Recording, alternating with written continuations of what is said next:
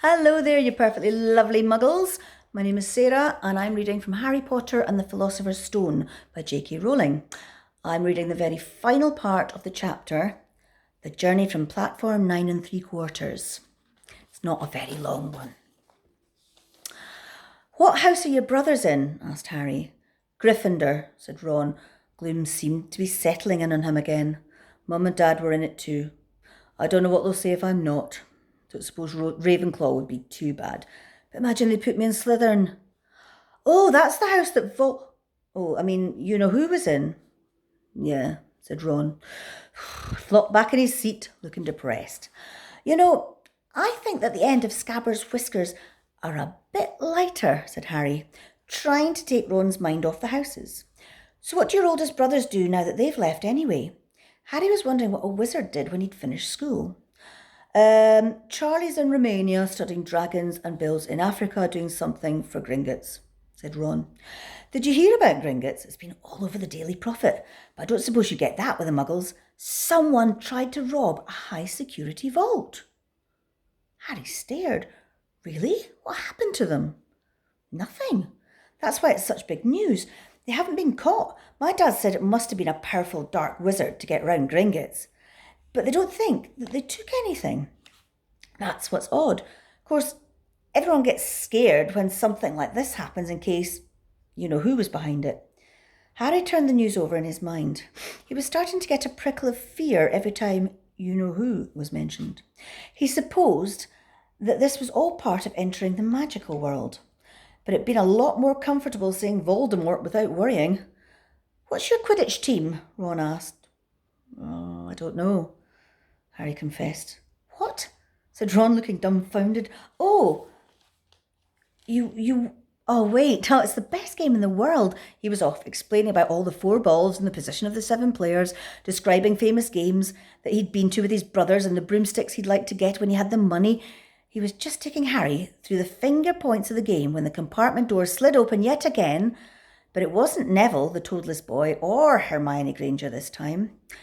3 boys entered, and Harry recognised the middle one as the pale boy from Madame Malkin's robe shop. He was looking at Harry with a lot more interest than he'd shown back in Diagon Alley. Is it true? He said. They're saying all down the train that Harry Potter is in this compartment, so is it you, is it? Yeah, said Harry. He was looking at the other boys. Both of them were thick-set and looked extremely mean. Standing either side of the pale boy, they looked like bodyguards.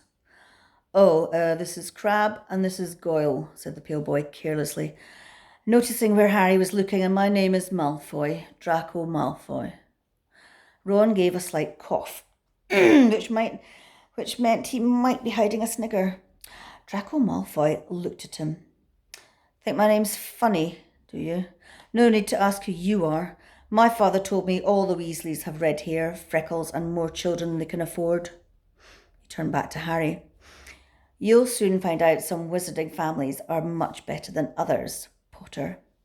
You don't want to go making friends with the wrong sort. I can help you here. He held out his hand to shake Harry's, but Harry didn't take it. I think I can tell who the wrong sort are from myself, thanks, he said coolly. Draco Malfoy didn't go red, but a purple tinge appeared in his pale cheeks. I'd be careful if I were you, Potter, he said slowly. Unless you're a bit politer, you'll go the same way as your parents. They don't know what was good for them either. You hang around with riffraff like the Weasleys and that Hagrid, and it'll rub off on you. Both Harry and Ron stood up. Ron's face was as red as his hair. You say that again. Oh, you're going to fight us, are you? Malfoy sneered.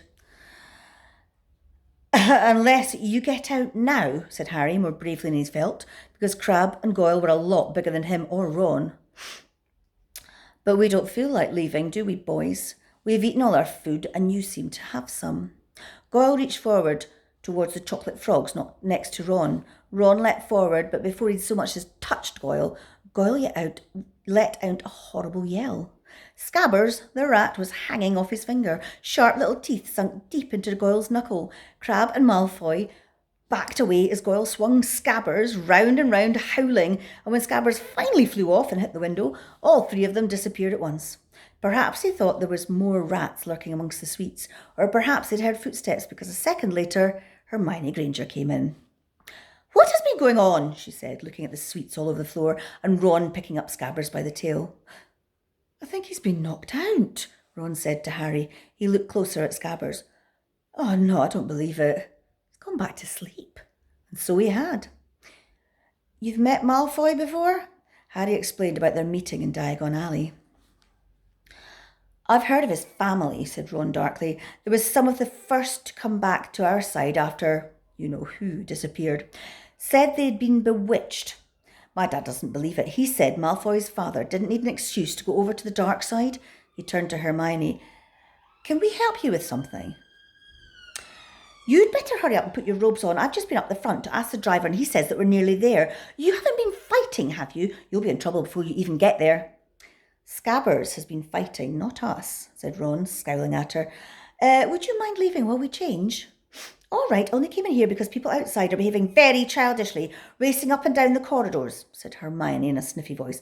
"And you've got dirt on your nose, by the way, did you know?" Ron glared at her as she left. Harry peered out of the window. It was getting dark. He could see mountains and forests under a deep purple sky. The train did seem to be slowing down. He and Ron took off their jackets and pulled on the long black robes. Ron's were a bit short for him. You could see his trainers underneath them.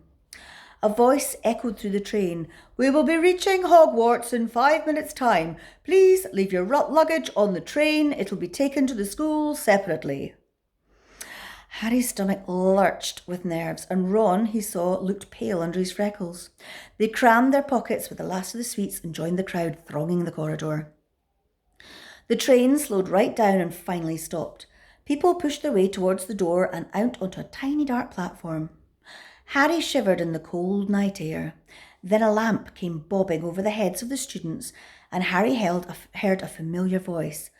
First years, over here." "All right there, Harry!" Hagrid's big hairy face beamed over the sea of heads. "Come on, follow me. Any more first years? Mind your step now, first years, follow me." Slipping and stumbling, they followed Hagrid down what seemed to be a very steep, narrow path. It was so dark either side of them that Harry thought there must be thick trees there. Nobody spoke much. Neville, the boy who kept losing his toad, sniffed once or twice. "You'll get your first sight of Hogwarts in a second," Hagrid called over his shoulder. "Just around the bend here."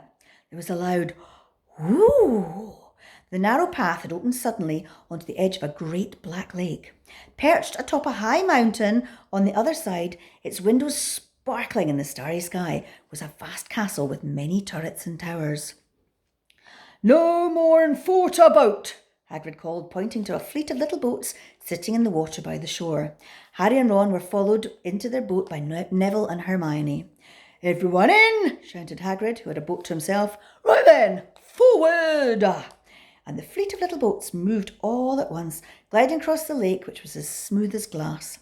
Everyone was silent, staring up at the great castle overhead. It towered over them as they sailed nearer and nearer to the cliff on which it stood. "Heads down!" yelled Hagrid as the first boats reached the cliff. They all bent their heads, and the little boats carried them through a curtain of ivy which hid a wide opening in the cliff face. They were carried along a dark tunnel, which seemed to be taking them right underneath the castle, until they reached a kind of underground harbour, where they clambered out onto the rocks to the pebbles.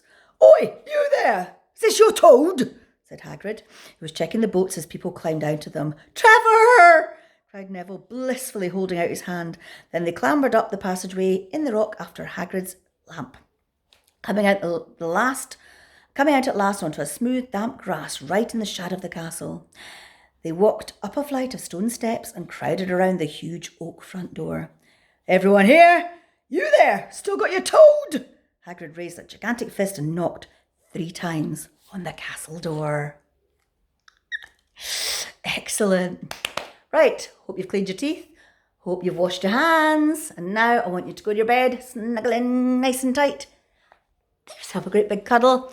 For tomorrow, I am starting the next chapter, chapter 7, The Sorting Hat. Night, night.